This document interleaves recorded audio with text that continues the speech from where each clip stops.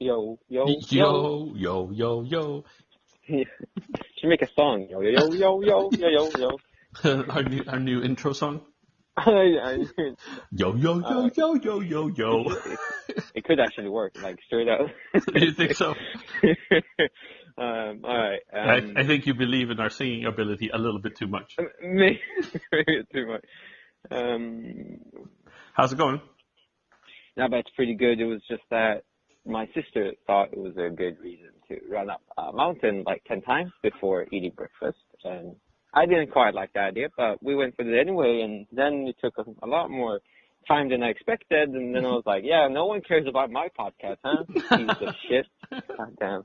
Anyway, you ready to do All this? right. Yeah, let's go. Okay.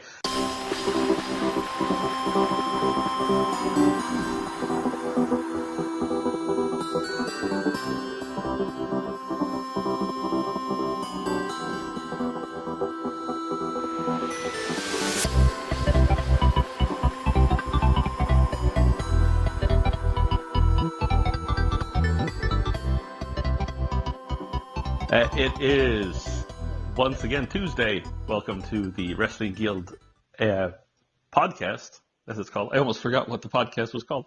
The Wrestling Guild podcast, presented by me, Chris Mary Holtman, and with my longtime partner, Nick E. Anderson.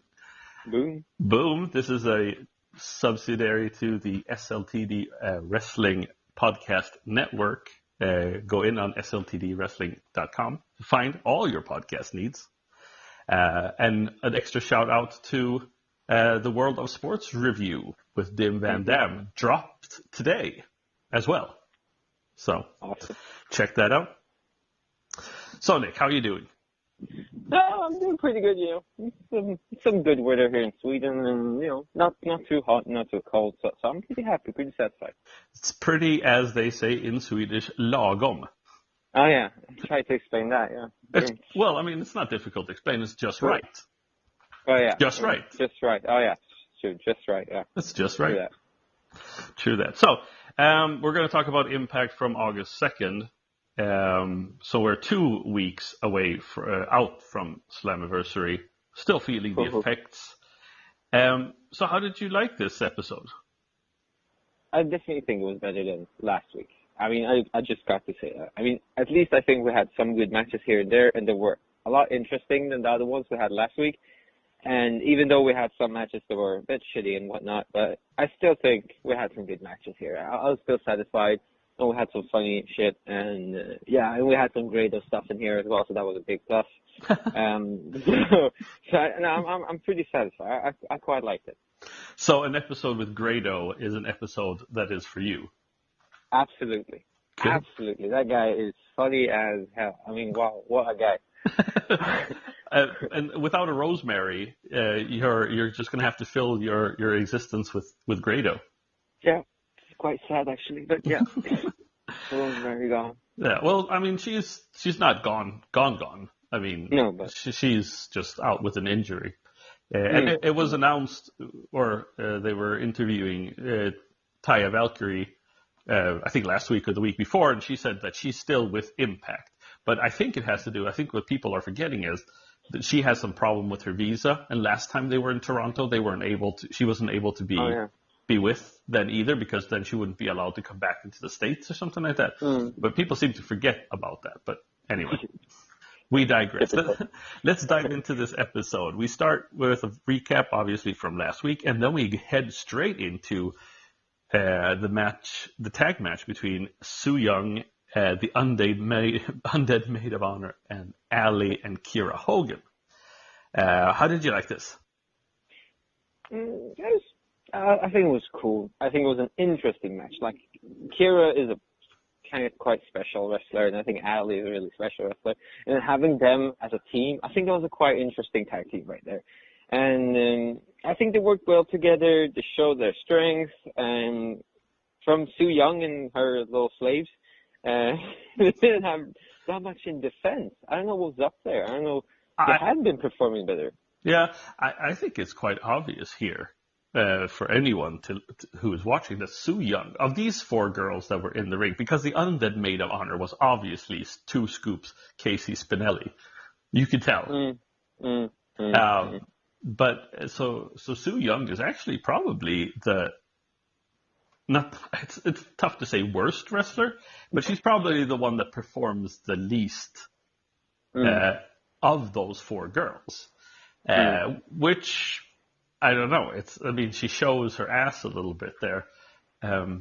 She's supposed to be she's the Knockouts champion, but of these four girls that are in the ring, she didn't look like the champion. absolutely, absolutely.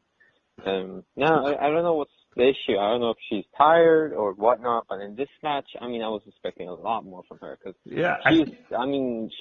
kind of she has to kind of replace Rosemary. I mean, it's like almost the same style. So Rosemary was on the top, and then she comes here trying to be good, and then she isn't. So. Yeah. Well, the thing is that they're going to have to push her more and give her an opportunity to be more on the ball. Or somehow play to her strengths, because right now she doesn't look like a very strong or convincing champion. It's just basically her gimmick, her ability in the ring. That needs a lot of work, I think. Sure. And especially when you have Tessa Blanchard nipping at your heels. Yeah, that's true. That's true. Anyway, Ali hits the code breaker on Sue Young to win. Afterwards, Tessa comes out and hits Ali with the hammerlock DDT. So knocks her out. The thing is that I feel they need to put the title on Tessa. I think the quicker they put the title on Tessa, the better, because she is definitely going to she could lift that division. Because I mean, she's really the one that doesn't care about anyone and will do anything to get to the top. And she just like Ali. If she had a title, she would be she's like a nice person. Yeah. Tessa is a horrible person. she pisses everyone off, and that's so cool. And she just comes to the ring, beats people, knocks them out, and then goes. I mean, that style, that personality is awesome in Impact. Promo from Tessa afterwards. She says that, Ali shouldn't put her nose into her business, and she's going to get what's coming to her, basically. So, I mean, obviously we're going to see Tessa and Ali continue their feud. Then we had the OGs coming back out. They were facing the jobber team of Nathan Smokes and Ray Steele. Ray Steele, I realize we've seen Ray Steele before on a Twitch special or a one night only, because it said Quicksilver on his tights. So unless he stole Quicksilver's tights, he is Quicksilver. Yeah. Mm-hmm. Which I think can happen, because I remember seeing once. I can't remember who it was, but somebody must have forgotten their tights and wore Sanjay Dutt's tights to the ring. Really? Yeah, because it said Sanjay Dutt on the back. Okay. No, but it said it had his his tattoo with the lions and stuff like that. It had all of that on the tights. I can't remember who it was that had. Did they just borrow or steal stuff from each other? Oh, that's great. That's perfect. Wow. I don't know. Anyway, obviously the OGs win in a convincing fashion. Homicide gets the pin after the Gringo Killer on Nathan Smokes. King cuts a promo and claims that LAX are dead. But then LAX come out and attack the OGs, and Ortiz has an axe. Oh yeah, it's like an axe. I remember that. You hold with one hand or whatnot. Yeah, a hatchet. A hatchet, basically. Oh yeah, a hatchet. There you have it. And the thing is, what the hell? It's like that. You've seen the movie Anchorman, right? With Will Ferrell, so. Where he's a news reporter, and then there's this scene where all these different news guys are fighting each other, and they all have different weapons. Shit. Oh yeah, This is kind of like that. So all of a sudden he brings out this axe. But I mean, as a viewer, I mean, it really shows that he means business, and that's also cool.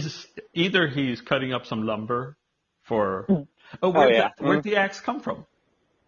Oh, that's a good question. I mean, obviously it's Canada, so there's probably some lumberjack in the back. But I don't know. No, but that was awesome. That was awesome. Sadly, I mean, maybe good. that he didn't use it? I don't know. No. I was about to say sadly, but then I think about it, maybe. Yeah. Ortiz, anyway, they're stopped by security. The OGs kind of run off. Backstage, Conan says that LAX are upset that Conan stopped them. Conan said that they were getting into a trap, and that he knows what's going on. So they have to take their time. So this will be. What? No, continue. Oh, no, I meant we still have this storyline continuing, and I'm just loving it. You know, we have the OGs, we have LAX, they're still going for it. It'll be good. I'm thinking it's going to be a brutal match at Bound for Glory or something. It's yeah, going to be. You got a bit that. Yeah. And then we had the GWN moment of the week. It was from the World X Cup, which was a tradition that they had for a long time. And I think that they actually should bring this back. I think that was a real fun thing, where they had teams of like 4 or 5 wrestlers that would compete for points, and to win the World X Cup. And they'd have people from Mexico, they'd have people from Japan, and obviously from the States, and then they'd have from Canada. And so I think this team. This constellation, it was Canada, the United States, Mexico, and Japan. So it was the captains of Canada, Team Canada, and Team Japan, Jushin Thunder Liger versus Petey Williams. Jushin Thunder Liger, you probably don't know him, but he is a legend in the wrestling business. Oh, shit. I mean, for my part, it was just so cool to see little Petey there being like a little kid there. It's like, what could he be, like 20? I don't know how old he was then. Little kid over there standing in the ring. Jushin Thunder Liger was probably in his 50s then already, so. Oh, shit. Yeah, wow. But anyway, it's a fun thing. And I think this is the kind of stuff that they need to show more. Just like they had the Generation Me versus the Motor City Machine Guns last week, instead of showing, like they need to show old stuff, and especially they need to show stuff where they have like guests appear, people that are big or legends, because they've had lots of legends in going through the Impact Wrestling's ring many times. There's been so much going on. Yeah, why not advertise that? Why not show people? And why not get people interested? Absolutely. Anyway, this is a nothing match for us because it really doesn't matter. But Jushin, I mean, it doesn't. It was fun to see. But Jushin Thunder Liger wins by cheating. Typical people. OV cut a promo on the Lucha Brothers. Not much. They're just being pissed off. That's how you can sum it up, yeah. Sami Callihan is like, he's off the hook. I mean, he is so crazy. And in the main event, when he was standing by the ringside and he's just screaming shit. Yep, that's your OV for you. That's next level. Yeah, true that is. And then we have Gamma Singh introducing the Desi Hit Squad. It's Desi Hit Squad versus Falaba and KM. KM keeps pushing Falaba to be meaner, telling him to poke out people's eyes, which is fun. I mean, it's a fun dichotomy between the two. I think that's a good. But in the end, as we said, Desi Hit Squad not convincing me yet, at least. But they distract the ref and hit a knee flatliner combo for the win. Yeah, I mean, even though they won in that, I didn't think they performed that well. No. I mean, I still think KM and Fowler had better teamwork and performed better moves and whatnot. So absolutely. Backstage, Anthony Corelli is training his students. He is talking about that he needs to be, prepared for Austin Aries. Just bring it. Yeah, like see the opportunity. Oh my God, that guy's screaming a lot. He's screaming like, damn, okay, chill, chill. All right. Then we had a Johnny Impact interview. He says that he had a hard time finding Congo Kong. Congo Kong we haven't seen Congo Kong for quite some time, I think. I don't know where he's been. Well, I mean, when we don't see Congo, we don't see a lot from Jacobson either. So. no. But Jimmy Jacobs shows up, and Impact just knocks Jacobs out. Says he wants the monster. Give me the monster. So I'm thinking this is like a stepping stone. I think he might face actually Jimmy Jacobs first, and then face Congo Kong. We'll have to see. That would be quite interesting because we don't really see Jacobs wrestle, so that would be pretty cool. Then we had for the World Heavyweight Championship, Dustin Cameron with Anthony Corelli versus Austin Aries. I have not seen Dustin Cameron before, so I don't know anything about him. But yeah, this wasn't really. I mean, Austin Aries came out eating a banana. He wasn't wearing wrestling gear. He was just wearing his stuff. So, I mean, it wasn't much. Cameron had a little bit of offense, but most of the times it was just Austin Aries playing around with him. Hit him with a brainbuster. Didn't want the count. Didn't want the victory. Was going to hit him with a second brainbuster, and Anthony Corelli throws in the towel. Yeah. So. That was pretty much it. I mean, I don't know. I mean, at the same time, I think, like Dusty, I think he did his best though, man. Because there was some back and forth here and there, but at the same time, when he's like has an opponent as like Austin Aries, you gotta understand that this guy is gonna destroy him. Like Austin Aries is one of the best wrestlers in Impact, I mean, I'm not expecting Dustin to kill him either. So. No. It's okay to lose, obviously. Yeah. There's a standoff between Corelli and Aries, and in the end, Corelli kicks Aries in the balls. Bingo, Yahtzee. Yes, Eddie Edwards shows up behind Aries and beats him with a kendo stick, and Aries runs off. Yeah, how come Eddie and Austin? Well, what do we have there? Oh, I don't get that. I think Eddie just wants the World Heavyweight Championship. Oh, he's going after the title. Yeah, and that's happening next week, I think. Ooh, okay. So, Alicia Edwards is interviewed by Alicia Tout backstage. She says she wants to get back into the wrestling after everything that's happened. Eddie interrupts her and says that he's going to be champ again. She thinks that, we're going to get back together and we're going to have therapy. He's just like, no, screw therapy. I'm going to be champ. That's going to solve all our problems. Yep. That's how relationships go, yeah? I think so. Perfect. Every relationship that I've had has always ended up with me being champ. Perfect. Then we have a Scarlett Bordeaux interview. I don't know. What did you think about this? This was also getting, I think this they were talking that there had been some controversy about her. We were talking about that last week. What do you think about this? I mean, I think if the guy could have just made it normal, like normal people do interviews, I don't think there shouldn't have been a problem. Or when he's there, pissing his pants, sweating like a transformer, I mean, it's going to be obvious that I don't know. I really don't understand him.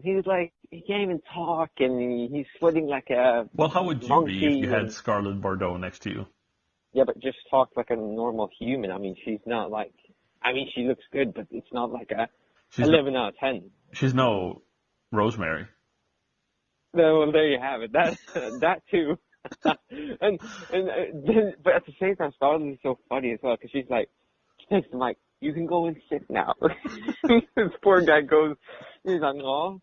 Yeah. But... I know. I think they need to do something different with her, because I think this kind of setting with the interviews and stuff like that is not really working. She's not comfortable enough, I think, to do this in a convincing fashion. But we'll see where it goes. We're backstage as Grado is angry about Eli Drake's gift, which is funny. And he challenges Drake to a tag team match, him and Joe Hendry. Joe Hendry on national TV in 2 countries this week, last week, as he was in the main event, or not in the main event, he was wrestling for the World of Sports Championship against Rampage Brown on Sunday, and was on national TV in the States on Thursday. Damn. Not bad. Not bad, Joe Hendry. Grado says that Eli Drake doesn't have any friends. Yeah. Like, you don't got a partner and you're forever alone, no life for. Yeah, but Drake grabs Conley and Trevor Lee and says like, "Come on, dummies, let's go." It's funny because he takes Caleb and then he's like, "What? Why are you not picking me?" Like, oh my God. But the one thing I didn't understand, at first I didn't understand that they were going to fight then and there. I thought that was going to be for next week.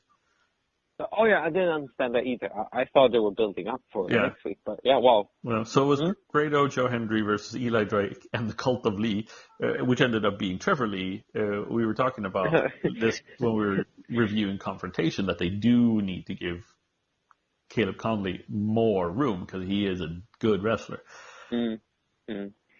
But anyway, Cult of Lee kind of like get involved and they distract everybody. Joe, Hendry, and Katarina get distracted, which allows Eli Drake to hit the gravy train for the win. So there is more dissension between Grado and Joe Hendry. I mean, which is interesting because I mean, Grado, that little Grado. I mean, how can you be serious? How can you take that guy serious? I mean, how? I mean, I don't know. I mean, how can I even watch matches and take him serious? And if he wins, I mean, I'm gonna just laugh. I don't know. I mean, this guy is perfect. Wow, gold. Anyway, Desi Hit Squad are celebrating their win in the back, but Gama Singh comes in and backstage and slaps them, and I think speaks Indian, Hindi, Punjabi, whatever he speaks. Something like that. Yep. So that happened.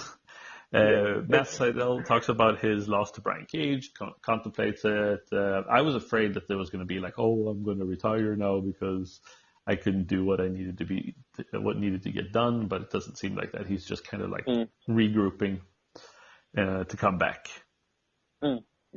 He's not finished. Wow.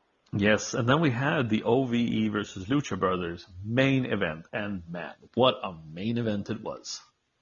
Yeah, I think it was a perfect match to end the whole episode with. You had hard hitting, it was brutal, and it was high flying. Why? Because you have Phoenix.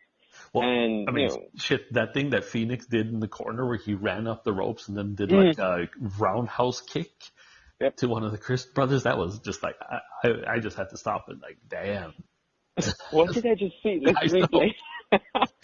What the hell did I just see? That is so true. Anyway, so and they had similar finishing moves there. There's the, I don't know if that's the all-seeing eye or whatever they call it when the Chris brothers do a tombstone pile driver with a stomp. They did that, but in the end it was the Lucha brothers who won with a Fear Factor spiked pile driver combo. Good stuff. Good stuff to end the show. And this is probably not quite done yet, huh? Yeah, I don't think so. I mean, from now on, if they lose a match, they're gonna kill their opponent after the match. So there's always gonna be a storyline. Well, yes, absolutely. Yeah. Wow. No, but it was awesome. It was an awesome match. I just gotta say. And in the end, Killer Cross is backstage, taking out Anthony Curley. He is reading a little poem or he's saying something. But we'll see what happens with that. If it's what they're doing with Killer Cross here. Yeah, I hope they really use him well, because I think he has great potential, and he's even bigger than Cage. And I think I don't know. I think he's even tougher than Cage. So I really hope they do something with it. I agree. Well, Nick, that was the end of the show. What would you rate it? I mean, should I rate Grado or should I rate the show? I don't know. You can rate. No, but I would say maybe C+, maybe. I would say a C+.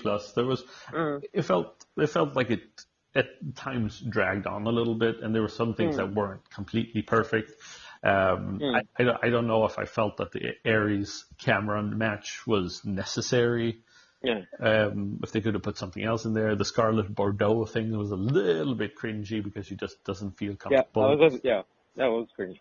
So, I just don't get why are they just talking instead of showing us like a short match of her performing, or isn't she going to wrestle at all, or I was quite disappointed. Mm. But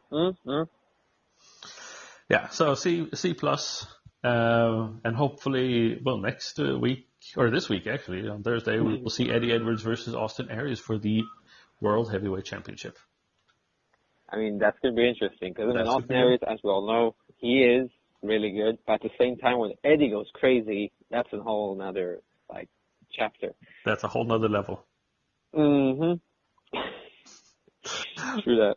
True that. Well, Nick, that was it for this week.